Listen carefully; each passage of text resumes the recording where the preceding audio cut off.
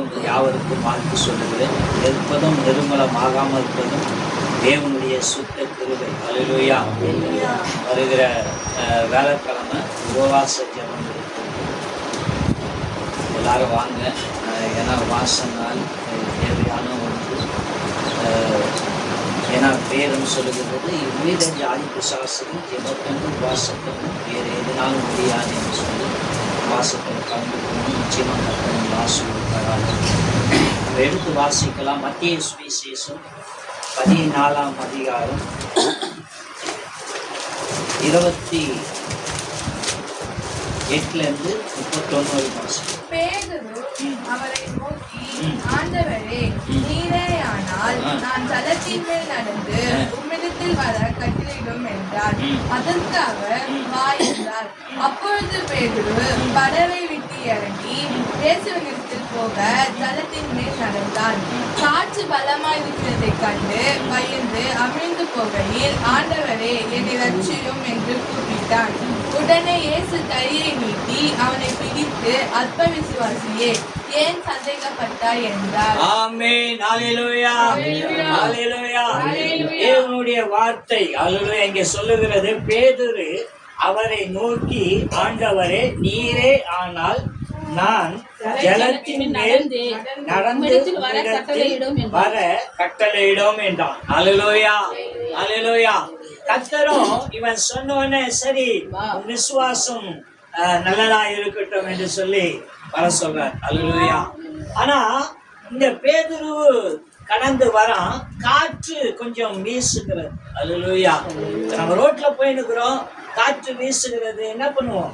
ஒன்று துணிய நம்ம தூசி படாத அளவுக்கு கையை மறைப்போம், எதனா ஒன்று செய்வோம்.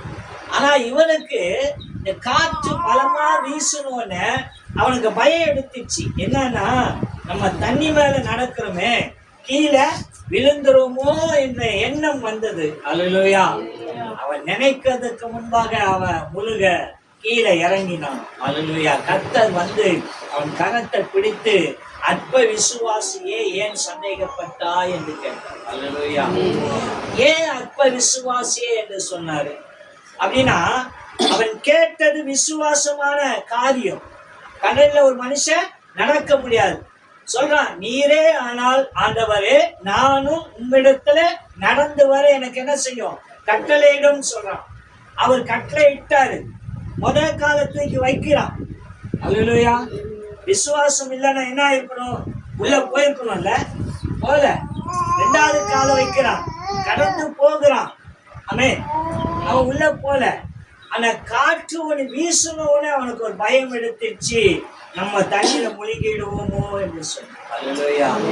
ஆனா கடல் மேல நடக்க செய்கிற தேவனுக்கு காற்றையும் பாதுகாக்க தெரியும் என்பதை என்ன செய்யறான்? மறந்து போகிறான். அல்லேலூயா.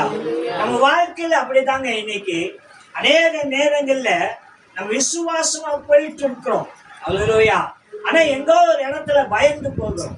பயம் நமக்கான ஆபத்து. அல்லேலூயா. பயம் என்பது எதை குறித்து பயப்படுவோம்? கொஞ்சம் யோசித்து பாருங்களேன். எதை குறித்து பயப்படுவோம்? நமக்கு முன்பாக நிற்கிற மனுஷன் நம்மளும் பலசாலியா இருந்தா பயப்படுவோம் இல்ல? நம்ம திராணிக்கு மேலே நமக்கு ஒரு காரியம் வந்துச்சுன்னா நம்ம என்ன செய்வோம்? பயப்படுவோம் இல்லையா? நீ எதுனால அப்படின்னு சொன்னா, இது நம்மளால நடக்குமோ நடக்காதோ என்கிற சூழ்நிலையினால நம்ம என்ன செய்யணும்? பயம் வருது. ஆனா நம்மளை நடக்க செய்கிறவர் யார் என்று அறிந்தால் நமக்குள்ள பயம் வருமா? அல்லேலூயா. ஆமென். பயம் வருமா? வராது. அப்போ நமக்குள்ள பயம் வருகிறது என்று சொன்னால், இந்த பேதுரு விசுவாசித்தான், நம்பினால், கடல்ல கால வைத்தான், நடந்தான். ஆமென். காற்று வீசினவோன்னு நம்ம இறங்கிடுவோன்ற எண்ணம் ஏன் வந்தது சொன்னால், தான் சுயத்தினாலே யோசிக்கிறோம். அல்லேலூயா. இது மட்டும் கடந்து வந்த நாம் கடல்ல போல, ஆனா காற்று வீசணும்னு போயிடுமோன்ற எண்ணம் இருக்குல்ல. அல்லேலூயா. அந்த பயம் என்ன செஞ்சுதான் தேவன் கிட்ட போகாத அளவுக்கு பாதியிலேயே நம்மளை பள்ளத்துல இறக்குச்சு. அல்லேலூயா. அவன் மூழ்கி போகிறதுக்கு முன்னாடி, ஆனாலும் தேவன் எவ்வளவு நல்லவர் பாருங்க. அவன் முழுகி போகிறதுக்கு முன்னாடி அவன் கரத்தை பிடிச்சி அற்ப விசுவாசிய ஏன் சந்தை தற்போனா என்னங்க, ஒன்றுக்குமே பிரயோஜனம் இல்லாத காரியத்துக்கு நம்ம என்ன பண்றோமா, சந்தேகப்படுறோம், கவலைப்படுறோம். ஆமென். ஒன்றதுக்குமே யூஸ் இல்லை அப்படின்னா ஒன்று தெரிஞ்சுதுங்க, இந்த கடலுடைய ஆழம் எங்க எப்படி இருக்குன்னு தெரியாது. நான் அடிக்கடி சொல்வதுதான், உலகம் என்பது ஒரு உருண்டை. தெரியலீங்களா? படிச்சவங்களுக்கு தெரியாதா? நான் யார் சொல்றது? உலகம் என்பது ஒரு உருண்டை, வானம் வேறு. உலகம் என்பது ஒரு உருண்டை. இந்த உருண்டையில தான் தண்ணி நிக்குது. தண்ணினா கடல். இந்த கடல் இப்படியே சமமா இல்லை. பூமி எப்படி வழிகிறதோ அப்படி கடலுடைய நீரும் வடியும். ஆனா இந்த நீர் எங்க போய் சேர்கிறது, எங்க வருகிறது என்று தெரியாது. ஆனா கப்பல்ல பிரயாணம் பண்ணுகிறார்கள். எங்க இருந்து? இந்த தேசத்திலிருந்து வேற ஒரு தேசத்துக்கு பிரயாணம் பண்ணுகிறாங்க. மெட்டீரியல்கள் சப்ளை ஆகுது. கொஞ்சம் யோசித்து பாருங்களேன். அந்த கப்பல் கடந்து போகும்போது பள்ளத்துல போனா அது கீழே விழுணும்ல. ஆமென். பள்ளத்துல போனா கப்பல் கீழே கவரணும்ல. ஏன் கவர மாட்டுது? ஆமென். அப்போ இது எல்லாவற்றையும் பாதுகாக்கிறது தேவனுடைய இரக்கம். அல்லேலூயா. அவருடைய தயவு. ஆனா நம்ம என்ன நினைச்சிருக்கிறோம், இந்த கப்பல் ஓட்டுற மனுஷன் என்ன நினைக்கிறான், நம்ம அந்த கப்பல் கீழே விழாத அளவுக்கு நம்ம இந்த நங்கூரத்தினால, நங்கூரம் என்ன சொல்லுவாங்க, அந்த நம்ம சொல்லுற மாதிரி டிரைவிங் பண்ற அந்த இதை பிடிச்சி திருப்புறதுனால நம்ம என்ன செஞ்சோம், பள்ளத்துல இருந்து தப்பிச்சிட்டோம் அப்படின்னு நினைச்சோம். இல்லைங்க. இந்த பூமியில வாழ்கிற செயல்படுகிற ஒவ்வொன்றுமே தேவனுடைய அனுக்கிரகத்தினால் மாத்திரமே நடக்கிறது. அப்ப ஏன் விபத்து, அநேக சோதனைகள், வியாதிகள் இதெல்லாம் வருதுன்னா மனுஷனுடைய திட்டம் போட்ட தவறான காரியம் மாத்திரமே. இதெல்லாம் மனுஷன் எதை கண்டுபிடிச்சானா, ஒரு பொருள் வந்துச்சுன்னா அது இவங்களுக்கு மனுஷனுக்கு பிரயோஜனப்படுமா, பயன்படுமா அப்படின்னு கண்டுபிடிச்சாங்க. அதாவது வியாதி இருந்துச்சுன்னா அந்த வியாதிக்கு இந்த மாத்திரை போட்டா சுகமாகும் என்ற மாத்திரையை கண்டுபிடிச்சாங்க. இப்பெல்லாம் என்ன கண்டுபிடிக்கிறாங்கன்னா, இந்த மாத்திரை போட்டா இன்னும் வியாதி வரும்னு கண்டுபிடிக்கிறாங்க. அல்லேலூயா. ஆமென். நடக்குதா இல்லையா? நிறைய நடக்குது. மெடிக்கல் செக்அப்னு முன்னாடி எல்லாம் என்னங்க இருந்துச்சு, இன்னைக்கு சொல்றாங்க நீங்க போய் மெடிக்கல் செக்அப் ஒன்று பண்ணிக்கோங்க, வயசு கடந்து போச்சுன்னா என்னென்ன இருக்கு என்னென்ன இல்லைன்னு தெரிஞ்சுக்கணும். அன்னைக்கெல்லாம் பார்த்தாங்களா? ஏன் அப்படி சொன்னா, சும்மா இருக்கிற நீ மெடிக்கல் செக்அப் போனா 1000 நோய் சொல்லுவோம். அல்லேலூயா. உன் உடம்புல இது இருக்கு, உன் உடம்புல அது இருக்கு, எல்லாம் ஏதாவது இருந்துட்டு போட்டோம். ஆமென்.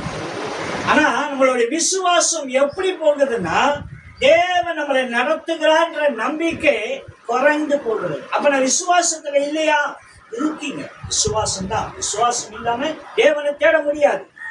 அல்லேலூயா. விசுவாச நம்பிக்கை இல்லாமல் தேவனை தேட முடியாது. ஆனால் விசுவாசம் எப்போ ஒரு டைம் என்ன செய்யுதுன்னா குறைந்து போகுது. காற்று வீசும்போது, ஏதோ ஒரு காரியம் வரும்போது பயந்து போகும். கோழி யாத்திரை மாதிரி ஒரு மனுஷன் நிற்கும் போது பயந்து போகிற தேசம். அல்லேலூயா. ஏதோ ஒரு காரியம் பிரச்சனை நிற்கும் போது, சரீர பலகீனம் வரும்போது, அவ்வளவுதானா என் வாழ்க்கை. ஆமென். நல்லா கேளுங்க. நல்லா படிச்ச டாக்டருங்க ஏதோ ஒரு ஆபரேஷனா, ஏதோ ஒரு சுகப்படுத்துகிற காரியமோ, அவங்க என்ன சொல்லுவாங்கன்னா, என் கடமையை நான் கரெக்டா செஞ்சிட்டேன். ஆமென். அதுக்கு மேல என்ன செய்யணும்? கடவுள் தான். ஆமென். அப்படின்னா மனுஷனுக்கு அப்பாற்பட்ட ஒரு சக்தி உண்டு, தேவ நம்பிக்கை. அல்லேலூயா. அந்த நம்பிக்கையை இன்னைக்கு எது மேலேயே வைக்கிற நமக்கு தேவன் மேல் வைக்குவது கொஞ்சம் குறைவாயிருக்கு. அப்படின்னா இன்னும் அதிகப்படுத்துறதுக்கு என்ன வேணும் அப்படின்னா, உன் விசுவாசத்தை அதிகப்படுத்துறதுக்கு இன்னும் தேவனுக்கிட்ட சேர்ந்து கொண்டே இருக்கும். எதுக்குங்க விசுவாசம் என்ன வேணும்? நான் தான் சபைக்கு வரேனே, பைபிள் படிக்கிறேனே, ராபோஜன் எடுக்கிறேனே, கரெக்ட் இல்லைன்னு சொல்லு. அல்லேலூயா. நான் கேட்கிறேன், இன்னைக்கு இந்த மாசம் உங்களுக்கு ஒரு 15,000 ரூபாய் வருமானம். கடைசி முக்கிய இந்த வருமானம் உங்களுக்கு போதுமா? விலைவாசி ஏறும்போது சம்பளம் இன்னும் கொஞ்சம் ஏறினா நல்லா இருக்கும்னு யோசிக்கிறாங்க. நம்ம சூழ்நிலைகள் மாறும்போது இன்னும் கொஞ்சம் தேவைகள் இருந்தா, நம்மளுடைய தேவைகள் சந்திக்கப்பட்டா நல்லதுன்னு யோசிக்கிறோம்ல. ஆமென். சின்ன பிள்ளையில இருக்கும்போது போடுற ட்ரெஸ் நான் வளர்ந்துட்டு பேருக்கு போட்டா நல்லா இருக்குமா? காலம் மாறுது இல்லையா? நீங்க மாறுறீங்கல்ல. விசுவாசம் மட்டும் எனக்கு இது போதும் என்பது எப்படி நியாயம்? அல்லேலூயா. விசுவாசம் மட்டும் இது போதும். ஏன்னா நம்ம போதும் என்கிற மனப்பான்மை விசுவாசத்துல மட்டுமே இருக்கலாம். போதும் என்கிற தேவ பக்தியே போதுமா, இது போதும் எனக்கு. ஆனா மீதியெல்லாம் மட்டும் ஆண்டவரே எனக்கு இதை தாங்க, இதை செய்யுங்க, இதை பண்ணுங்க. விசுவாசத்தை வளர்ந்து போவதற்கு உன்னுடைய விசுவாசம் இன்னும் இன்னும் இன்னும் அதிகமாக்குறது. எதுக்கு விசுவாசம் அப்படின்னா, இந்த பூமியின் வாழ்க்கை மாத்திரம் அல்ல, இந்த பூமியின் வாழ்க்கையை கடந்து கர்த்தர் உனக்கென்று ஒரு இடத்தை வச்சிருக்கிறாங்க. அந்த இடத்துல உன்னை நிரப்பும்படிக்கு ஆயத்தப்படுத்துகிறார். அல்லேலூயா. அதுக்கு உன் விசுவாசம் வளர வேண்டும். விசுவாசம் என்ன? அல்லேலூயா. நான் பைபிள் படிக்கிறேனே, சபைக்கு வரேனே, ஞானஸ்தானம் எடுத்துட்டேன், ராபோஜனம் எடுக்கிறேன், ஒரு நாளைக்கு 1 மணி நேரம் ஜெபம் பண்றேன் அப்படின்னா அது மட்டும் விசுவாசம் இல்லை. நான் சொல்லுகிற வண்ணமாக தேவ ஆலயத்துக்கு ஞாயிற்றுக்கிழமை ஆராதனைக்கு முந்தின நாளை ஆயத்தப்படுவதும் ஒரு விசுவாசம். சங்கீதக்காரன் தாவீது சொல்லுகிறான், தேவாலயத்துக்கு போவோம் வாருங்கள் என்று சொல்லும் போது மன மகிழ்ச்சியோடு கடந்து வந்தான். அந்த மன மகிழ்ச்சி இன்னைக்கு உங்ககிட்ட இருக்கா? சந்தோஷத்தோடு கிளம்பி வரீங்களா? நேரத்தோடு வந்தீங்களா? இதெல்லாம் தேவ பக்தியை காட்டும். அல்லேலூயா. சரி, ஓய்வு நாள்ல நான் நேரத்தோடு வந்துட்டேன்பா, தேவ பக்தி எனக்கு இருக்கு. அடுத்த நாள் என்ன செய்கிற? அல்லேலூயா. எப்படி பண்ணுகிற? தன்னை ஒவ்வொரு நாளும் அலங்காரம் செய்கிறாயே. வெளியே போகும்போது கண்ணாடிக்கு முன்பாக நின்று நான் சரியா இருக்கிறானா, என் நாடை நல்லா இருக்கா அப்படின்னு பார்க்கிறாயே. அப்படியே ஒவ்வொரு நாளும் உன் நாவிற்குரிய வாழ்க்கையும் விசுவாசத்தையும் பார்க்க. ரொம்ப மோசமா போயிருக்கிறீங்கள. அல்லேலூயா. இது ஒண்ணுமே இல்லை, நீங்க நினைக்கிற மாதிரி கடினமான காரியம் இல்லை. மகிழ்ச்சி, சந்தோஷம் நம்மகிட்ட இருக்கு. பேதுரு ஜீசஸ் உடைய சீசர், ஆமென், அப்போஸ்தலர். அவன் பார்த்து பயப்படுறான். ஆண்டவர் சொல்ற நான் தான்றாரு. உடனே சொல்றான், நீரே ஆனால் ஆண்டவரே, நானும் இந்த கடலில் நடக்க, ஜலத்தின் மேல் நடக்க எனக்கு அதிகாரம் கொடுங்கன்னு கேட்கிறான். கேட்டது வரைக்கும் கரெக்டு, நடந்தது வரைக்கும் கரெக்டு. காத்து ஒண்ணு வரும்போது ஏன் பயம் வந்தது? இல்லையா? அவள் தான் உணர்ந்த, அவள் தான் நடந்த. ஆமென். காற்று வரும்போது ஏன் பயம் வந்தது? அல்லேலூயா. இந்த பயம் என்ன செய்கிறதுன்னு சொல்லி விசுவாசத்தை விட்டு விலக்கி வைக்குது. அல்லேலூயா. இந்த பயம் என்ன செய்கிறதுன்னா தேவனுடைய பாதையிலிருந்து நம்மளை விலக்குமா. ஆமென். அப்ப விசுவாசம் உனக்கு தேவ கிட்ட செய்வதற்கு நீ எப்படி இருக்கணும்னா இன்னும் இன்னும் இன்னும் உன்னை தாழ்த்தணும். எந்த இடத்துலையும் நான் என்ற எண்ணம் உனக்கு வேண்டாம். அல்லேலூயா. நான் என்ற எண்ணம் உனக்கு வேணாம். என்னால ஒன்றும் இல்லை என்று எண்ணு. அல்லேலூயா. என் சரீரம் செத்து போனாலும் கர்த்தர் அதை உயிர்ப்பிப்பார் என்று விசுவாசம். அல்லேலூயா. கர்த்தர் நல்லவராய் இருக்கிறார். இந்த பேதுரு ஜீசஸ் உடைய ஒரு அப்போஸ்தலர், விசுவாசம் உள்ளவன். சபையை அவன் மேலதான் கட்டுவன் தேவன் தீர்மானித்தார். ஆனா அவனுடைய விசுவாசம் கொஞ்ச நேரத்துல காற்று வீசும் போது சோர்ந்து போச்சு. மனுஷனுடைய விசுவாசம் அநீ காலத்துல அவரை பார்த்த அவர்களுக்கே அப்படின்னா இனி காலத்துல சொல்ல வேண்டும். அல்லேலூயா. ஆமென். தேவனை குறித்து அறிகிற அறிவு, நம்பிக்கை குறைஞ்சிட்டே போகுது. சரி, இது நிமித்தம் நம்ம என்னெல்லாம் பண்ணலாம்? அல்லேலூயா. எடுத்து வாசிப்போமே. மார்க்கு சுவிசேஷம் 14ஆம் அதிகாரம். என்ன பண்ணலாம், என்ன பண்ணக்கூடாது? அல்லேலூயா.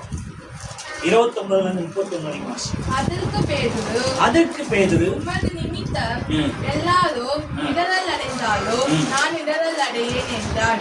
பேச அவனை நோக்கி, இன்றைக்கு இந்த ராத்திரியிலே ஆண்டவரே, சேவல் 2 தரம் கூவுவதற்கு முன்னே நீ 3 தரம் என்னை மறுதலிப்பாய் என்று மெய்யாகவே உனக்கு சொல்கிறேன் என்றார்.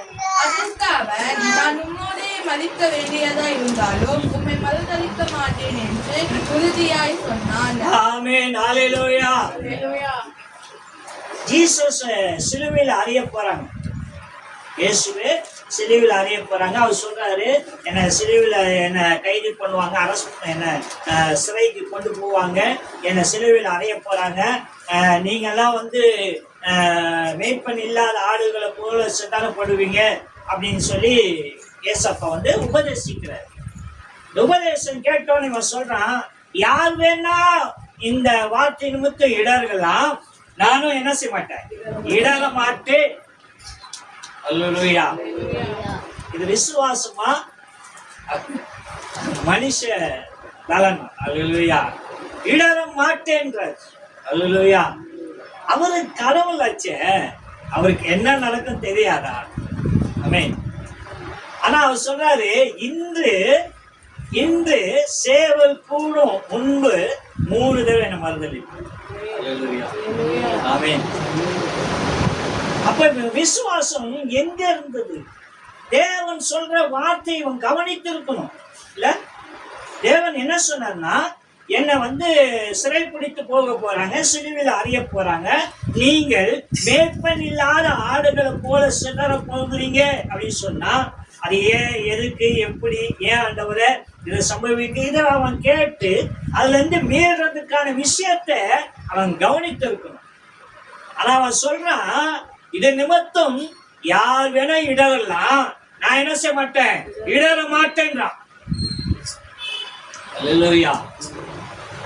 ஒண்ணு, அவன் நடந்தது தேவனால் என்பதை மறந்தான். அங்கே தண்ணீர முழுக போனா கர்த்தர் வந்து காப்பாத்தினான்.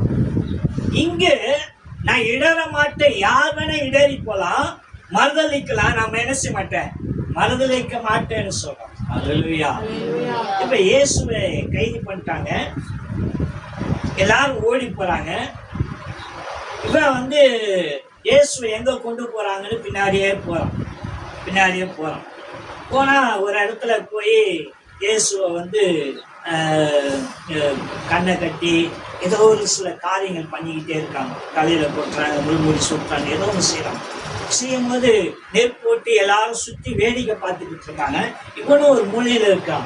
அப்போ அங்க இருக்க ஒரு மனுஷன் வந்து சொல்றான், நீயும் கலிலேயா தேசத்தை சேர்ந்தவன் தானே, இயேசுவோட இருந்தவன் தானே?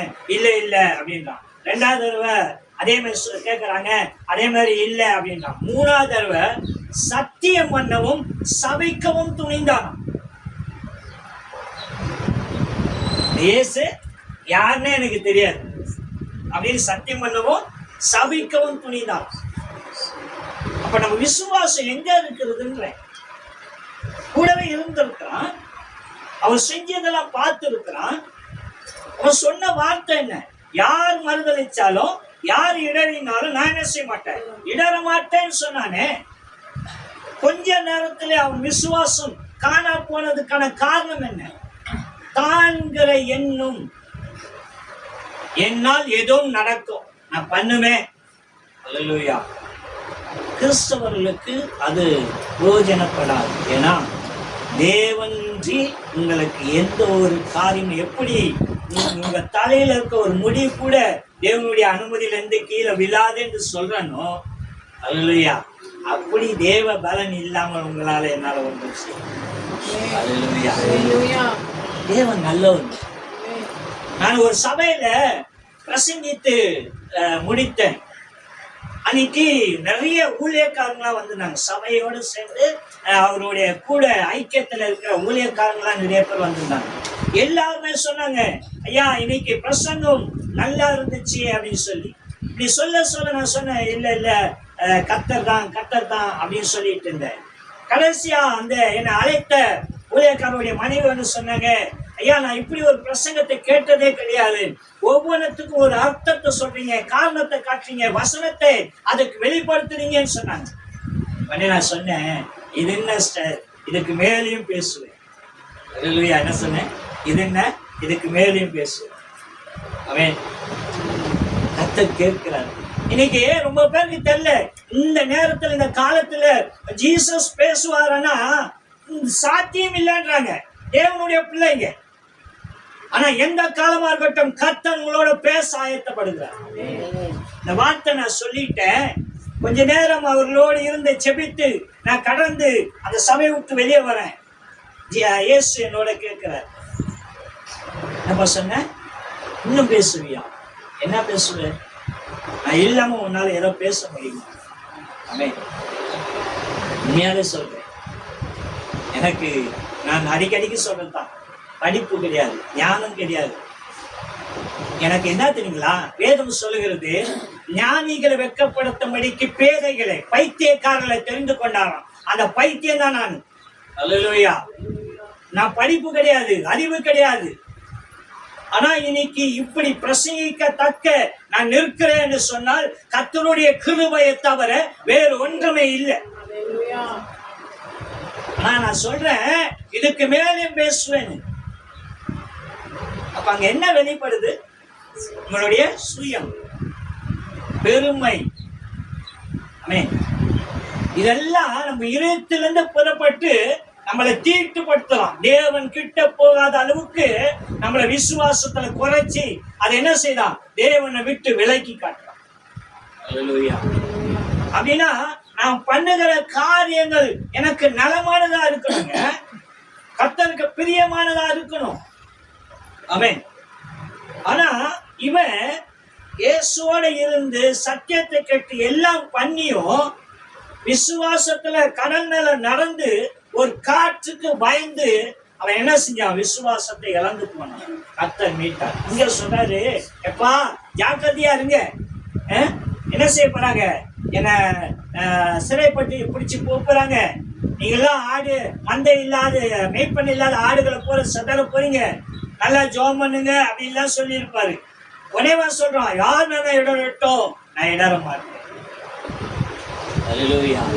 பல நேரங்கள்ல நம்ம விசுவாசத்துல முந்திக்கிறோம், நான் தான் பெரியவன். ஆமென். அல்லேலூயா. நிறைய காரியங்க நீ விசுவாசித்தீங்கன்னா தேவன் உங்களுக்கு நல்லது கெட்டது சொல்லி கொடுக்கிறாரு. ஆமென். எனக்கு சொல்லி கொடுத்திருக்காரு. ஒண்ணு நான் சொன்ன அந்த காரியம், இதுக்கு மேல பேசுவேன்.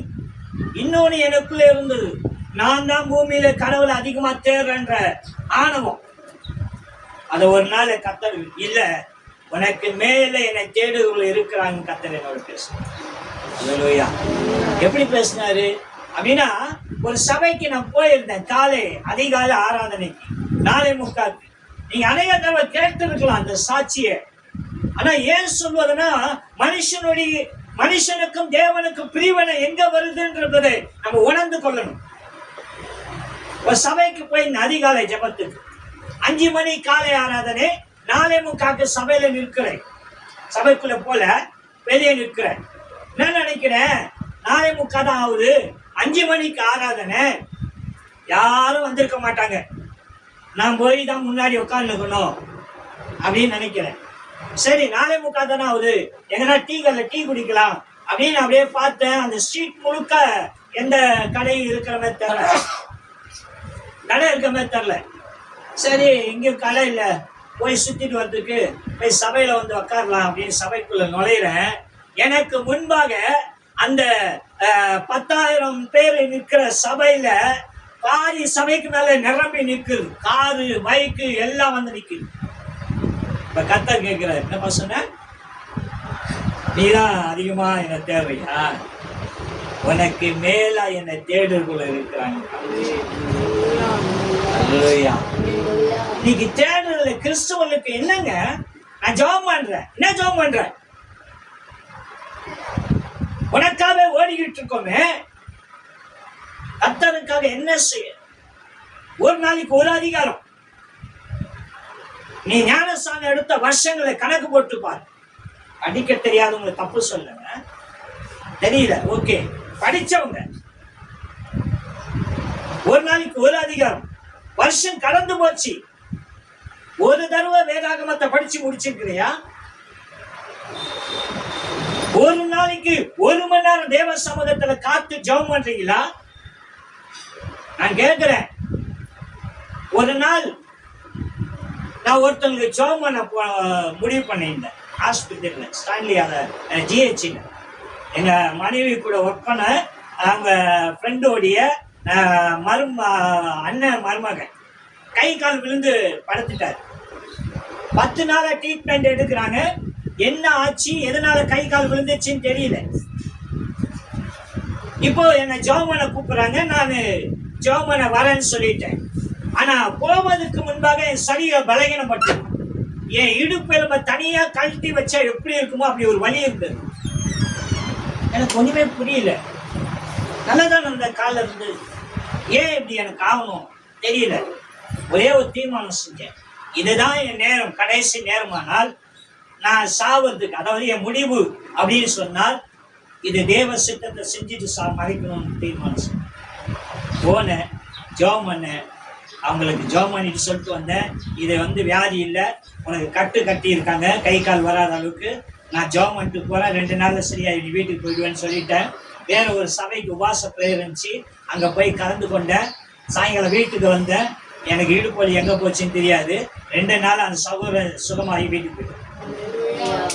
அல்லேலூயா. அப்ப காரணம் என்ன? என் பலவீனத்தை பார்த்து நான் அமர்ந்து இருந்திருந்தால் அன்னைக்கு அந்த அற்புதம் நடந்திருக்காது. உண்மையாலே நான் போன் பண்ணி கேட்கல, ஐயா உனக்கு நல்லா ஆயிடுச்சா, நீ வீட்டுக்கு போயிட்டியா அப்படிலாம் கேட்கல. ஒரு 3 மாசம் கழிச்சு அவங்க சொந்த பந்தத்துல ஒரு கல்யாணம், அதுக்கு எனக்கு நோட்டீஸ் வச்சிருந்தாங்க, போயிருந்தேன். அந்த சத்தத்துக்குள்ள நுழையும் போது ஒரு சகோதரன் கையெடுத்து கும்பிட்டு, ஐயா சோத்திரம் ஐயானார். நான் கேட்டேன், நீ யாரு அப்படின்னு. ஐயா ஜிஹெச்ல உடம்பு முடியாம இருந்தானே, வந்து ஜாப் பண்ணிட்டு போனீங்களே, நல்லா ஆயிடுச்சு கை கால். விசுவாசித்தா தேவனுடைய மகிமை. அப்ப உன் விசுவாசம் எங்க இருப்பது? வருஷங்கள் கடந்து போச்சு. நான் ஏதோ ஒரு காரணத்துக்கு சொல்லுங்க, உங்களுடைய நீங்க ஞானஸ்தானம் எடுத்த வருஷங்களை இன்னைக்கு வீட்டுல போய் கணக்கு போடுங்க. கணக்கு போட்டு அன்னைக்கு நீங்க எப்படி இருந்தீங்க, இன்னைக்கு எப்படி இருக்கீங்கன்னு ஒரு தீர்மானம் செய்யுங்க.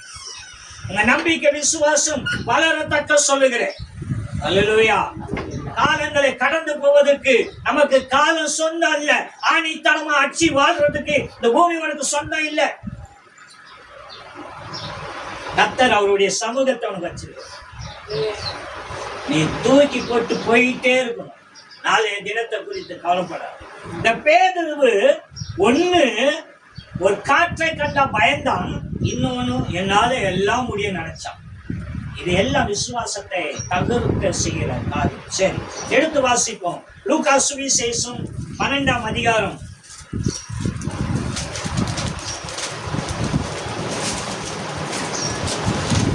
6-7 வாசி. 2 காசுக்கு 5 அடைக்கலான் குருவிகளை விற்கிறார்கள் அல்லவா? அவைகளில் ஒன்றாகிலும் தேவனால் மறக்கப்படுவதில்லை. உங்கள் தலையில் உள்ள மயிரெல்லாம் எண்ணப்பட்டிருக்கிறது. ஆகையால் பயப்படாதிருங்கள்.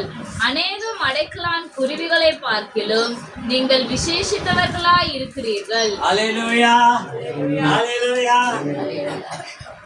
நீங்க எங்க போனாலும் இப்படி ஒரு வார்த்தை உங்களுக்கு கிடைக்காது. அல்லேலூயா. 2 காசுக்கு 5 அடைக்கலான் குருவி கிடைக்கும். அல்லேலூயா. அதுல ஒன்றுமே என்ன இல்லையா, தேவனால் மறக்கப்படுவதில்லை. அடைக்கலம் குருவியே தேவனுடைய பார்வையில மறைக்கப்படுவதில்லை, மறந்து போவதில்லையா. அல்லேலூயா. அந்த குருவிக்கே அவ்வளவு மேன்மைகள், ஆனா நீங்க எல்லாம் எப்படி விசேஷித்தவர்கள். அல்லேலூயா. அப்ப உங்க விசுவாசம் தேவன் மேல் இருக்கணுமே தவிர இந்த உலகத்தின் மேல் இல்லை. அல்லேலூயா. நீங்க பயப்படுகிறதுக்கு காரணம் என்ன தெரியுங்களா? உலகத்தை நோக்கி பார்க்கிறீங்க, உலகத்தில் நடக்கிற சூழ்நிலையை குறித்து பார்க்கிறீங்க. ஐயோ அவங்க அப்படி இருக்கிறாங்களே, நம்ம எப்படி இருக்காங்க, எவன் எப்படியா இருக்காங்க. அல்லேலூயா. வேதாகமத்துல ஐஸ்வர்யவான் ஒரு இருந்தான், லாசருங்கிற ஒரு பிச்சைக்காரன் இருந்தான். 2 பேருமே ஒரு நாள் செத்தாங்க. அல்லேலூயா. ஐஸ்வர்யவான் நரகத்துக்கு போய் சென்றான். லாசருவோ பிதாவின், அதாவது ஆபிரகாமுடைய மடியில போய் இருந்தான். அல்லேலூயா. உலக வாழ்க்கை உனக்கு தேவனுடைய ராஜ்யத்துக்கு கொண்டு போகாது. உலக வாழ்க்கையை பார்த்து உன்னுடைய ஜீவத்தை கெடுத்துக் கொள்ளாதே. உலகத்துல 1000 நடக்கும். அதான் சொல்றேன், நீங்க அப்படி ஆகிட்டாங்க. விளம்பரம் வேறு வீட்டுல இருக்கு, கீழ் வீட்டுல இருக்கு, பக்கத்து வீட்டுல இருக்கு, உங்க வீட்டுல இருக்கா, இருந்தானே இல்லாட்டான. எனக்கு என்ன தேவையோ அதான தேவை. அவன் வீட்டுல இருக்கான், வேறு வீட்டுல இருக்கான், கீழ் வீட்டுல இருக்கான், பக்கத்து வீட்டுல இருக்கான், உங்க வீட்லயே வாங்கிக்கங்கன்றான். அல்லேலூயா.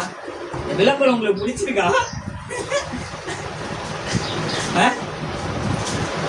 நான் கேட்கிறேங்க, வேறு வீட்டுல 100 சவரம் நகை வச்சிருக்கான், இப்ப வாங்க முடியுமா? 1 சவரத்தை வாங்க முடியுமா? எனக்கு என்ன தேவை அதை பாரு. ஏன்னா ஒரு வாழ்க்கை சந்தோஷமா மகிழ்ச்சியா வாழ்வதற்கு தான் கத்தர் கொடுத்திருக்கிறார். உங்கள் உள்ளான அலங்காரமே அலங்காரமா இருக்கட்டும், பொன்னினால் உங்களை அலங்காரம் பண்ணி கொள்ளாதிருங்கள். உள்ளான அலங்காரமா அகம், மனசு, அது சுத்தமா தேவனுக்கு பயந்து நின்றாலே போதும். உங்க முகம் முழுக்க மகிழ்ச்சியா இருக்கும், நீங்க சந்தோஷத்தில் நிரம்பி இருப்பீங்க. இதுக்குள்ள 1000 வேதனையும் துக்கத்தையும், இதுக்கு நான் பண்ணுவேன், அதுக்கு நான் பண்ணுவேன், அது என்ன செய்வேன்னு சொல்லி அப்படியே போட்டு அமுக்குனீங்கன்னா அல்லேலூயா என்ன பண்ண முடியும் சொல்லுங்க? அல்லேலூயா. சின்ன இருதயங்க, அதுக்குள்ள நீங்க போட்டு அழுத்துற விஷயங்கள் பெரிதா இருக்கு. தீர்மானம் செய்யுங்க, இன்னைக்கு தேவனுடைய அனுமதி இல்லாம என் வாழ்க்கையில ஒன்றும் நடக்கும்.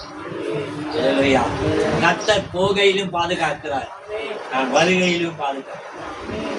என் பாதம் கல்லில் இடராதபடி தமது தூதர்களை கொண்டு கரங்கினாலே ஏந்துகிறார். பல வார்த்தை உனக்கு இருந்தோம். அல்லேலூயா. விசுவாசத்தில் குறைந்து போகிறாயோ? இங்கே விசுவாசத்தில் குறித்தான வார்த்தைகள் 2 பணத்துக்கு 5 அடைக்கலம் குருவி விற்கப்படுகிறதா? அது ஒன்றும் தேவனால் மறக்கப்படுவதில்லை. அவ்வளவு அற்பமான ஒரு ஜீவத்தையே கர்த்தர் கண்ணோக்கி பார்க்கிறார். அது இடத்தை பெருக செய்கிறார், அதுக்கான ஆதாரத்தை கொடுக்கிறாருன்னா உனக்கு செய்ய மாட்டாரா? ஏன் பிள்ளைகளை குறித்தும் வாழ்க்கையை குறித்தும் நாளைக்கு என்ன பண்ண போறோன்ற ஒரு விஷயத்தை குறித்து பயப்படுகிறீங்க? அல்லேலூயா. நீங்க யோசிச்சு பாருங்க, நீ பயந்த நாள் சாதித்த விஷயம் என்ன? உங்க ஜீவியம் தான். அல்லேலூயா. உங்களுடைய சரீரம் தான் பலகீனமாகும். அல்லேலூயா. ஆமென். எங்க மனைவி ரொம்ப பலகீனமா ஹாஸ்பிட்டல்ல சேர்க்கப்பட்டாங்க. எப்போ அப்படின்னா 2020 நினைக்கிறேன். அப்போ ஒரு ஊழியக்கார் வந்தார், சொன்னாரு, சார் உங்களுக்கு நான் சொல்ல வேண்டிய அவசியம் இல்லை, ஏன்னா நீங்க எங்களுக்கு முந்தினவர்கள், மூத்த விசுவாசி, ஐயா முழு நேரம் ஊழியத்துக்கு ஒப்பு கொடுத்துட்டா நீங்க பயப்படுறீங்க, பிள்ளைங்களை எப்படி கட்டி கொடுப்போம், கரை சேர்ப்போம்னு சொல்லி பயப்படாதிருங்க, கர்த்தர் எல்லாவற்றையும் நன்மையாளபடி சொன்னார். அல்லேலூயா. சொன்ன மனுஷன் மரித்து போயிட்டார் காஷ்மீர். அல்லேலூயா. சொன்ன ஊழியக்கார் மரித்து போயிட்டார். அல்லேலூயா. மறிக்கிற சூழ்நிலை இருந்தவர்கள். அல்லேலூயா. ஆமென். இன்னைக்கு அவர் சொன்ன வார்த்தை, ஏன்னா விசுவாசம் என்பது வார்த்தையில் இல்லை, நம்மளுடைய கிரியையில், அல்லேலூயா, செயல். அல்லேலூயா. அந்த விசுவாசிக்கணுங்க, அந்த வார்த்தையை நம்பணும். அல்லேலூயா. அப்போ நம்மளுடைய நம்பிக்கை நம்மளுடைய கிரியையில, நம்ம செயல்ல எல்லாவற்றிலும் காணப்படணும்னு சொன்னா நீ கர்த்தருக்கு நீ என்ன செஞ்சிருக்கிற? அல்லேலூயா. ஆரம்ப காலத்துல என்னமோ ஞானஸ்தானம் எடுத்தும் போது அப்படியே ஒரு ஓட்டம் ஓடுறோம், ஆனா கொஞ்ச நாள் கழிச்சு அது எங்க போகுதுன்னு தெரியல. அப்படியே போறப்போ சொல்லுவாங்களா, போற மாமியாரு போக என்ன சொல்லுவாங்க, கழுத போலாம் என்னமோ சொல்லுவாங்களா ஒரு பழமொழி. அப்படியே போயிடும், தேஞ்சி தேஞ்சி தேஞ்சி தேஞ்சி. அப்புறம் விசுவாசம் எங்க இருக்கு? இங்க ஓட்டின்னு இருக்கியா? அல்லேலூயா. விசுவாசம் என்பது காணப்படாத நிச்சயம், நம்பப்படாத ஒரு. அல்லேலூயா. உன் வாழ்க்கையை தட்ட நினைச்ச அடுத்த நிமிஷம் வாழ்க்கை மகிமையா இருக்கு. அல்லேலூயா. அதுக்கு கர்த்தர் தான் பலன் என்பதை விசுவாசி. அல்லேலூயா. சரி, எடுத்து வாசிப்போம். யோவான் புஸ்தகம் 15ஆம் அதிகாரம்.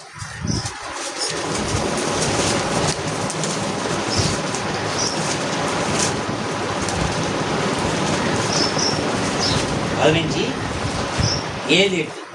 நீங்கள் என்னிலும் என் வார்த்தை உங்களிலும் நிலைத்திருந்தால் நீங்கள் கேட்டுக்கொள்வது எதுவோ அது உங்களுக்கு செய்யப்படும். நீங்கள் மிகுந்த காணிக்கையை கொடுப்பதினால் என் பிதா மகிமைப்படுவார். எனக்கு சீஷராய் இருப்பீர்கள். அல்லேலூயா. ஒண்ணு, நம்ம விசுவாசத்துல வளர்வதற்கு என்ன இருக்கணுமா? தேவன் தான் நம்ம நடத்துகிற நம்பிக்கை இருக்கணும். 2வது, தாழ்ந்த எண்ணம் இருக்கக்கூடாது. 3வது, இந்த பூமியில உள்ள ஒரு ஜீவராசியும் தேவனுடைய பார்வையிலிருந்து மறைக்கப்படுவதில்லை. அல்லேலூயா. இப்போது விசுவாசம் வளர்ந்திருக்க நம்ம என்ன செய்யணுமா?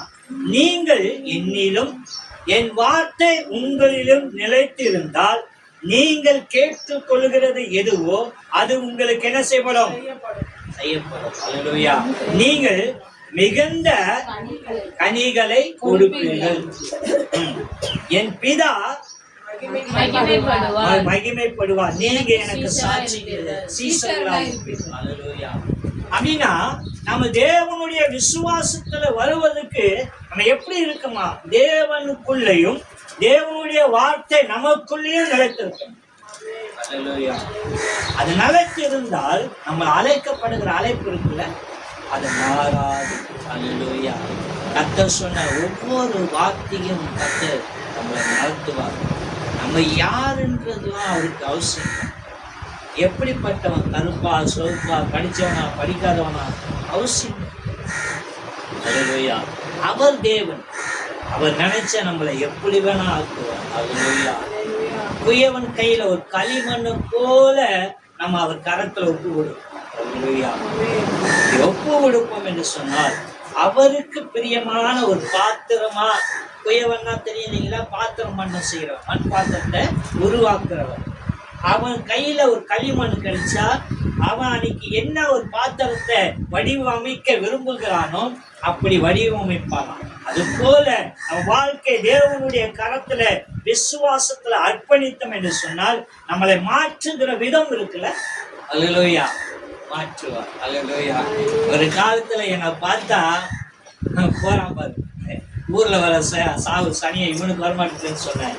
ஏரியா அவன் மோசமான பையனாய் 19 வயசுல எத்தனை சாவு மரணம் எல்லாத்தையும் கடந்து வந்து.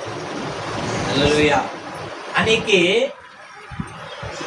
இவனுக்கு வரமாட்டதே சாவுன்னு சொன்ன ஜனங்கள். அல்லேலூயா. இவெல்லாம் எதுக்கு உயிரோடு இருக்கிறான் அப்படி பின்னாடி என்னை சபித்தவர்கள் இன்னைக்கு என்னை பார்த்து மகிழ்ச்சி படுறாங்க, சந்தோஷப்படுறாங்க, கையெழுத்து கும்புறாங்க. அல்லேலூயா. அதே மனுஷன் தானே நானு, அதே பேர் தானே, அதே சரீரம் தானே. என்ன மாறிச்சு அப்படின்னா, தேவன் வந்தா சகலமும் மாறும். தீமைகளை விலக்கி நன்மையா மாற்றுகிற தேவன். அல்லேலூயா. அப்ப தேவனுடைய வார்த்தை நமக்குள்ள இருக்குமானால் அல்லேலூயா நம்ம விசுவாசத்துல கடந்து போது எப்பெல்லாம் நீ சோதரிங்களா அப்ப கத்தர் போது பேசுவோம்.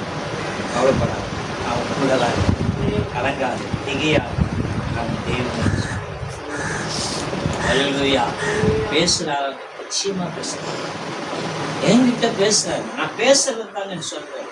நான் வீணான ஒன்று குறித்தும் சொல்லல. கர்த்தர் பேசுகிற இந்த வார்த்தைகளை தான் சொல்றேன். அல்லேலூயா. பல நேரங்கள்ல நடக்கிற நம்மளை சுற்றி நடக்கிற பிரச்சனைகளை குறித்து பயப்படும். அப்ப எனக்கு எதுவுமே நடக்கலையா? நடக்குது. சில நேரங்கள்ல நான் கண்ணை கட்டி காட்டுல விட்ட மாதிரி இருக்கும். அல்லேலூயா. ஒரே வார்த்தை, தேவனுடைய அனுமதி இல்லாம என் வாழ்க்கையில் விசுவாசம் அதை நான் கடந்து வர போல தேவன் எனக்கு தெரிய. அப்படின்னா உங்களுடைய நம்பிக்கை விசுவாசம் எப்படி இருக்கணும்னா தேவனுக்குள்ள இருக்கணும். அப்படி இருந்தா நீங்க கனி கொடுக்கலா இருப்பீங்க, தேவனுக்கு சீஷர்களா இருப்பீங்க. அப்போ விசுவாசத்துல வளர்ந்து கர்த்தருக்கு பிரியமா செய்வதற்கு என்ன பண்ணக்கூடாது, என்ன பண்ணணும் அதுவே பார்த்து. உங்களுடைய விசுவாசம் ஒரு காரியத்தை குறித்து பயப்படலாம். வேதம் சொல்லுகிறது, விசுவாசிக்கிறவன் பதறான், விசுவாசிக்கிறவன் பதறான், பயப்பட மாட்டான் அப்படின்னு சொல்லுவான். அப்ப நமக்கு பயம் வருதுன்னா அங்க என்ன ஆகுதுன்னா விசுவாசம் குறையுது. அப்போ சில நேரங்கள்ல நம்ம என்ன செய்யறோம், சுயத்தினால சில முடிவு எடுக்கிறோம். பேதுரு மாதிரி நான் என்ன செய்வேன், யார் மறுதளிச்சாலும் யார் இடறி போனாலும் நான் இடற மாட்டேன் அப்படின்ற நம்பிக்கை வரும். ஆனா எல்லாத்துக்கும் முன்பாக நம்ம ஏதோ ஒரு வார்த்தையை அறிக்கை எடுக்கிறோம். அது தவறா யோசித்து பாருங்க. உங்களுக்கே அது தவறுன்னு தோணுச்சுன்னா தேவன் அதை குறித்து எவ்வளவு மனஸ்தாபப்படுவார். என் மகன் இது சொல்லுவான்னு எதிர்பார்க்கிறேன், என் மகள் இது சொல்லுவான்னு எதிர்பார்க்கிறேன். ஏன் ஆண்டவர் எனக்கு சோதிக்கிறார். அல்லேலூயா. அநேக காரியங்கள் விசுவாசத்துல குறைந்து போவதற்கு காரியம் நடக்கும். நீங்க வஞ்சிக்கப்படாம இருக்கிறதுக்கு ஒரே ஒரு விஷயம், கர்த்தர் உங்கள் பட்சத்துல கூட இருக்கிறாருன்னு மறந்து போகாது. அல்லேலூயா. சரி, எடுத்து வாசிப்போம். அப்போஸ்தலர் புஸ்தகம்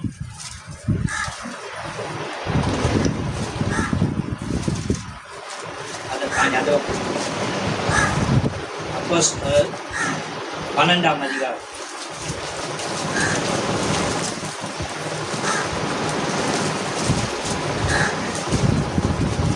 7-10 வரைக்கும் வாசி. அப்பொழுது கர்த்தருடைய தூதன் அங்கே வந்து நின்றான்.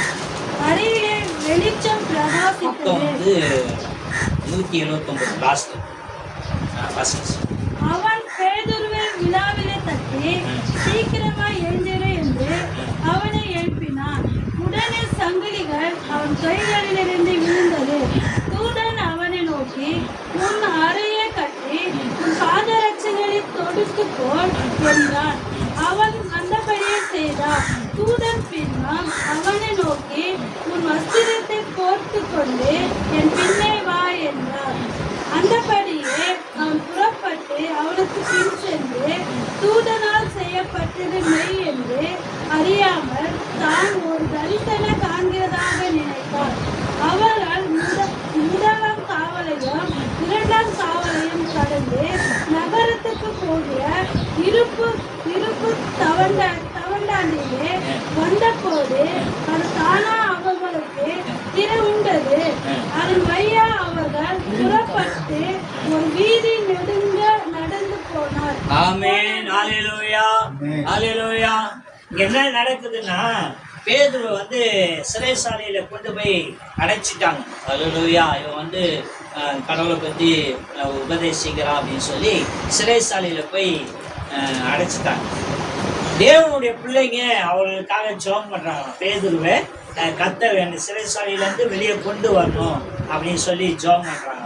அப்ப ஜெபம் பண்ணும்போது கர்த்தருடைய தூதனானவர் அங்க வந்து ஒளியா பிரகாசித்து அவனுடைய சங்கிலி எல்லாம் அறுக்கப்பட்டு கதவுகள் திறக்கப்பட்டு அவர்களை 1ஆம் காவல் 2ஆம் காவலை கடந்து ரோட்ல நடந்து இரும்பு கேட்டுக்கிட்ட வந்து இரும்பு கேட்டும் திறக்கப்பட்டு அவங்க வீதிக்கு வருகிறார்களாம். அது மட்டும் பேதுரு என்ன நினைக்கிறானா, நான் ஏதோ தரிசனம் பார்க்கிறேன், கனவு வருது, நான் தூக்கத்துல கனவு வரும் இல்லைங்களா, அந்த மாதிரி வருதுன்னு எண்ணிக்கொள்ளுகிறான்.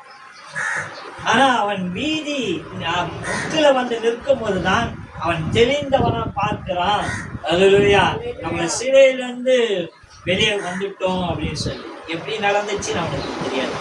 ஆனா இது ஏன் சொல்ற அப்படின்னு சொன்னா, உன் வாழ்க்கையில கர்த்தர் தான் மெய்யானவர் என்பது சொல்லி நீ விசுவாசத்துல கடந்து போனால் எப்படிப்பட்ட காரியம் உன்னை சூழ்ந்து நின்றாலும் தேவன் அதை என்ன செய்வார், உன்னை விடுவிக்கிறவனாக.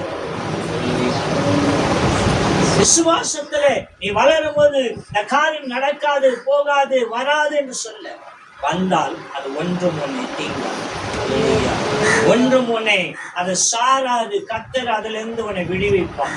இவன் அந்த சிறையிலிருந்து வெளியே வர வரைக்கும் என்ன நடந்துச்சுன்னே தெரியலையா. அல்லேலூயா. என்ன நடந்தது? அந்த சபை ஜனங்க அவருக்காக ஜெபம் பண்ணார்கள். அல்லேலூயா.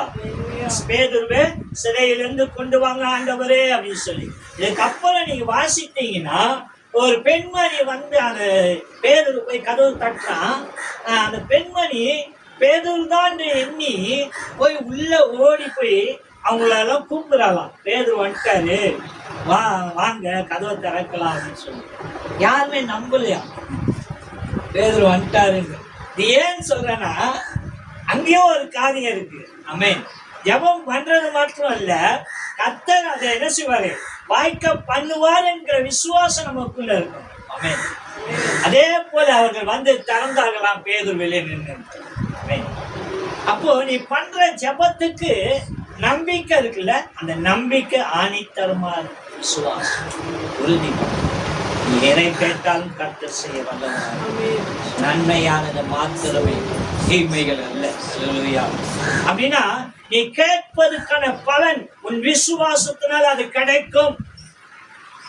அல்லேலூயா. விசுவாசம் என்னங்க? நம்பிக்கை தானே. நம்பிக்கை எதை எடுத்தாலும் நம்பிக்கையில தான் ஓடுகிறோம். அந்த நம்பிக்கை இந்த தேவன் மேல் செய்யும். அந்த நம்பிக்கைக்கு ஆண்டவர்கிட்ட சொல்லணும்னா இங்க உருவம் இல்லையே, உருவம் இல்லையே, என்ன போய் சொல்லணும்? இந்த வார்த்தை சொல்லுகிறது. அல்லேலூயா. அந்த வார்த்தை மேல விசுவாசம். அல்லேலூயா. இந்த வார்த்தை தான் உங்களை வழி நடத்துகிறது. அல்லேலூயா. வேதாகமம் யோவான் 1ஆம் அதிகாரத்துல சொல்லுகிறது, ஆதியிலே வார்த்தை இருந்தது, அந்த வார்த்தை தேவனிடத்துல இருந்தது, அந்த வார்த்தை தேவனா இருந்தது, உண்டானது ஒன்றும் அவர் அல்லாமல் உண்டாகவில்லை. அந்த வார்த்தை மேல நீங்க விசுவாசம் கொண்டு நீங்க நடப்பீங்க என்று சொன்னால் அந்த வார்த்தை உங்களை உயிர்ப்பிக்கிறதா. விசுவாசத்துல கடந்து போக செய்யும். அல்லேலூயா. நம்ம யார் என்று நம்மளை உணர செய்யும். அவர் தான் நீங்க நம்பி பாருங்க, உங்களுக்கான கனம், உங்களுக்கான மரியாதை. அல்லேலூயா. நான் பல இடங்கள்ல நான் பார்த்து அப்படியே ஆச்சரியப்பட்டேன். பல இடங்கள்ல ஒரு ஊழியக்காரங்க கூடுகிற ஒரு இடத்துக்கு போயிருப்பேன். அநேக ஊழியக்காரங்களை காட்டிலும் என்னை வந்து ஒரு வித்தியாசமா அவங்களுக்கு மத்தியில் நிக்க வைப்பாரு. அல்லேலூயா. நான் ஆச்சரியப்பட்டிருக்கேன். ஏன் என்னை தனித்துவம் படுத்துறாரு? நான் தனித்துவம்னா எல்லாரும் வந்து மற்றவங்களை காட்டிலும் எனக்கு கனம் அதிகமா செய்வாரு. சரி, சபையில ஏதோ ஒரு காரணம் இருக்கலையா, நீ கூடுற இடத்துல யாரோ ஒருத்தவங்களுக்கு பிடிச்ச 10 பேர் கூடி இருக்கலாம் இல்ல, அதனால அவங்க கனம் செஞ்சிருக்கலாம். அப்படின்னு நானும் இன்னொரு ஊழியக்காரம் திருவள்ளூருக்கு போயிட்டு ரிட்டர்ன் வரும், டீ சாப்பிடலாம் அப்படின்னு சொல்லிட்டு ஒரு இடத்துல வண்டியை நிறுத்தினோடனே அந்த கடையில ஒரு 6-7 பேர் டீ சாப்பிட நின்றுக்கிறான். நாங்கள் போய் நின்றோடனே அந்த டீ போற மாஸ்டர் என்ன பண்ணாரு, டக்குன்னு அதை வச்சுட்டு வந்து ஒரு ஸ்டூல் எடுத்து வந்து போட்டு, ஐயா உட்காருங்க ஐயா அப்படின்னு சொன்னாரு. கூட ஒருத்தர் வந்திருக்காரு. அவர் கேட்கிறாரு, அது நான் உடம்பு போட்டு ஒரு ஸ்டூலை போட்டு தெரியாது. அவனே ஒன்று நான் சொல்றேன், நீயா கர்த்தருக்கு பயந்து தேவனுடைய பார்வையில உண்மையா இருக்கு, கர்த்தர் உன்னை உயர்த்தருவார். மற்றவங்களுக்காக ஒரு வாழ்க்கை வேணாம் உனக்கு. அல்லேலூயா. மற்றவங்களுக்காக ஒரு ஜீவியம் வேணாம். அல்லேலூயா. உன் ஜீவியம் தேவனுக்காக, தேவனுடைய பார்வைக்கு விசுவாச நம்பிக்கை வளர்ந்ததா இருக்கணும். ஆமென். கொஞ்ச நாளைக்கு முன்பாக நசரேன் ஜெபம் பண்ணேன். முடியும் தாடியும் அப்படியே வளர்த்து வச்சிருந்தேன். எங்க மனைவி ஆஸ்பத்திரியில் இருக்கும்போது மின்ட் இல்லை, அதான் பிராட்வே ரோட்ல ஒரு கடையில போய் டிஃபன் வாங்க போனேன். அவன் என்ன நினைச்சான்னு தெரியல, சாமியார் நினைச்சான்னு தெரியல, என்னை பார்த்து வாங்க யாவில் அப்படின்னா.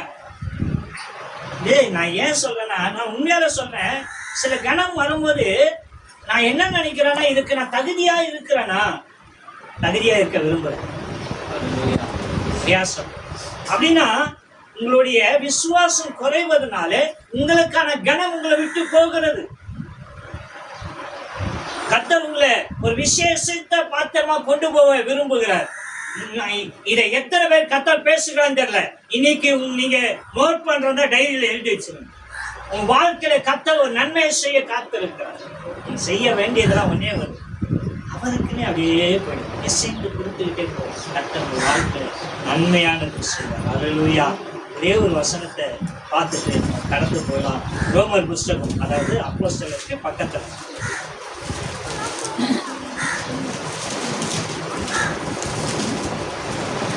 10ஆம் அதிகாரம் 9-11. என்னவென்றால் கர்த்தராகிய இயேசுவை நீ உன் வாயினாலே அறிக்கையிட்டு தேவன் அவரை மரித்தோரிலிருந்து எழுப்பினார் என்று உன் இருதயத்திலே விசுவாசித்தால் ரட்சிக்கப்படுவாய். நீதி உண்டாக இருதயத்திலே விசுவாசிக்கப்படும், ரட்சிப்புண்டாக வாயினாலே அறிக்கை பண்ணப்படும். அவரை விசுவாசிக்கிறவன் எவனோ அவன் வெட்கப்படுவதில்லை என்று வேதம் சொல்லுகிறது. ஆமென். ஹல்லேலூயா. ஹல்லேலூயா. இது உங்களுக்கு கோர்வையா வந்து சேர்ந்துச்சா எனக்கு தெரியல. ஏன்னா நீங்க தேவனுடைய வார்த்தையை புரிஞ்சுக்கிட்டாதான் நான் கடந்து வந்த அந்த வார்த்தைகள்லாம் உங்களுக்கு அது தெரியும். உங்களுடைய விசுவாசம் எப்படி இருக்கணும் எப்படி இருக்கக்கூடாதுன்றத பகத்து இருக்கு. ஹல்லேலூயா.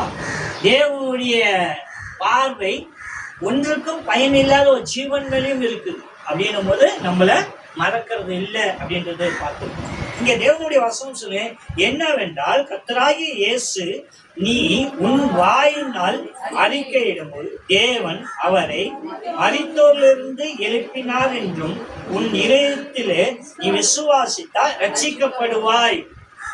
ரட்சிப்புனா விடுதலை. ரட்சிப்புனா விடுதலை. ரட்சிப்புனா நம்ம ஞானஸ்தானம் அப்படின்றோம் இல்லையா? ரட்சிப்புனா ஒரு விடுதலை. ஒரு காரியத்திலிருந்து உன்னை விடுவிக்கிறாங்க, அடிமைத்தனத்திலிருந்து உன்னை விடுவிக்கிறாங்க. ஏதோ ஒரு காரியத்துல நீ ஏதோ ஒரு விஷயத்துல இருந்து அதுல இருந்து உன்னை மீட்க போறாங்க அப்படின்னு சொல்லப்படுது. இங்க 10ஆம் வசனம் சொல்லு,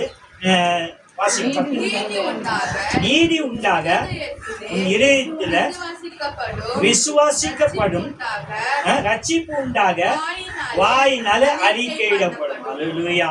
நீதி உண்டாக உன் இதயத்துல விசுவாசிக்கப்படும், ரட்சிப்பு உண்டாக உன் வாயினால அறிக்கையிடப்படும். அல்லேலூயா. நீதி உண்டாக நீ விசுவாசிக்கணும்னு சொன்னா விசுவாசம் தான் நீதியை என்ன செய்யும்? கொண்டு வரும். அல்லேலூயா. அப்போ ரட்சிக்கப்படுவது வாயினாலே அறிக்கையிடணும். அல்லேலூயா. என் குற்றம் குறைகள் எல்லாவற்றையும் மன்னித்து தேவனுக்கு பிரியமா நான் ஜீவிக்கிறதுக்கு என்ன செய்யணுமோ அதை செய்யணும். 11 சொல்லப்படுது, அவரை விசுவாசிக்கிற எவனும் அவன் வெட்கப்படுவது இல்லை என்று வேதம் சொல்லுகிறது. அப்படின்னா நீங்க எதை குறித்தும் வெட்கப்படுவதில்லைன்னா என்ன அர்த்தம்? அதுக்கு எல்லாம் பொருள்படும். அதில் வெட்கப்படுவதுன்னா நீங்க எங்குமே தாழ்ந்து போவோம், எதுக்குமே குறைந்து போவோம் தேவன் உங்களை விட போகுது. வேதாகம் சொல்லுவோம், அவரை நம்பின ஜனங்கள் யாவரையுமே கர்த்தர் அவர்களை ஆசீர்வதித்து எல்லா சுக பலனை தந்து அவர்களை நடத்துவார் என்பதுதான் தேவனுடைய வார்த்தை. அல்லேலூயா. ஏன்னா வேதம் சொல்றது கர்த்தருடைய ஆசீர்வாதம் ஐஸ்வர்யத்தை தரும், அது கூட என்ன செய்யாது? வேதனையை கூட்டாது. ஆமென். ஆனா இது புறம்பா நம்ம அநேக நேரத்துல காணப்படும். அதுக்கு காரணம் என்ன? நம்ம விசுவாசம் தேவன் மேல் கரெக்டா இல்லை. விசுவாசி நம்புறோம் இல்லைன்னு சொல்ல, வேறு மேல் கடல்ல நடக்கிறோம், நம்ம விசுவாசத்தை கடந்து போறோம். ஆனா இங்க ஒரு இடத்துல சோர்ந்து விட்டுறோம். விடாமல் கடந்து கடந்து கடந்து போயிட்டே இருங்க. உங்களை கடந்து வருகிற எல்லா காரியங்களும் ஒரு வழியில வந்தா 7 வழியில வரும். கர்த்தர் உங்களை விடுவித்து மகிமையாக ஏன்னா அழைத்த தெய்வம் உண்மை உள்ள தெய்வம், மாறாத தேவன். அல்லேலூயா. அவர் உங்களை கண்ணின் கருவிழியில பாதுகாக்கிறது போல பாதுகாக்கும். கண் இமை இருக்குல்ல, இதெல்லாம் ஒன்று வந்து நம்மளை குத்த வரும்போது இந்த இமை இந்த இது இருக்குல்ல, அது என்ன செய்ய? மூடிக்கணும். அல்லேலூயா. நம்மளை இதை வந்து அந்த கண்ணை பாதிக்கக்கூடாதுன்னு அது மூடிக்கணும். அது போல நம்மளை கண்ணில் வச்சு பாதுகாக்கிற தேவன். அல்லேலூயா. எல்லாம் கரெக்டியா? எனக்கு ஏன் இப்படிப்பட்ட காரியம் எண்ணினீங்கன்னா விசுவாசம் குறைகிறது தவிர வேறு ஒன்றும் இல்லை. அல்லேலூயா. விசுவாசித்தா தேவனுடைய மகிமை காண்பார். அல்லேலூயா. உன்னை மகிமையா நடத்த தேவன் காத்திருக்கிறார். மகிமைக்கு உன்னை முழுவதுமாக அர்ப்பணி. ஆவி, ஆத்மா, சரீரம், நீ எதை விரும்புகிறாயோ கர்த்தர் அது வேணாம்னு சொல்லுவார். மறுபடியும் ஒன்று சொல்லி நான் முடிக்கிறேன். என்னுடைய பழைய போட்டாலாம் பார்த்தீங்கன்னா என் ட்ரெஸ்ஸிங் ஜீன்ஸ் பேண்ட்டு, டிஷர்ட்டுன்னு ஸ்டைலாக ஷூ போட்டு அப்படியே மாறி போவேன்.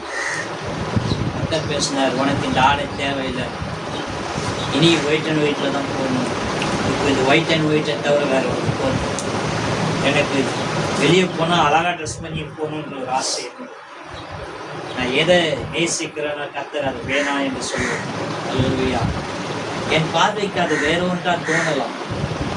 ஏன்னா என்னை பார்க்கிறவர்கள் என்னை அவருடைய பார்வையில பார்க்கிறார்கள். அல்லேலூயா. அது மட்டும் என்ன எப்படி சொன்னாங்கன்னா, பாஸ்டர்ஸ் இதுக்கெல்லாம் போனாலே பாருயா மாப்பிள்ளை வர மாதிரி வராது பாருயா அப்படின்னு நான் டெஸ்ட் பண்றது பார்த்து. ஆனா இன்னைக்கு நான் இப்போ சொல்ல பார்த்தீங்களா, தினம் அதிகமாக இருக்கு. அது ஏன் அப்படின்னு சொன்னா, அவர் சொன்ன நான் விரும்பின அந்த ட்ரெஸ்ஸை மாத்தினேன் கர்த்தருக்கு ஒப்புக்கொண்டு. சின்ன சின்ன காரியம், ஏதோ ஒரு காரியத்தை கர்த்தவங்களோட பேசுவோம். அதை மாற்றிக்கொள்ளுங்க. கர்த்தர் உங்களை கொண்டு பெரிய காரியங்களை செய்ய காத்துவோம். கர்த்தர் தாமே இந்த வார்த்தைகள் ஆசீர்வதிப்பார்.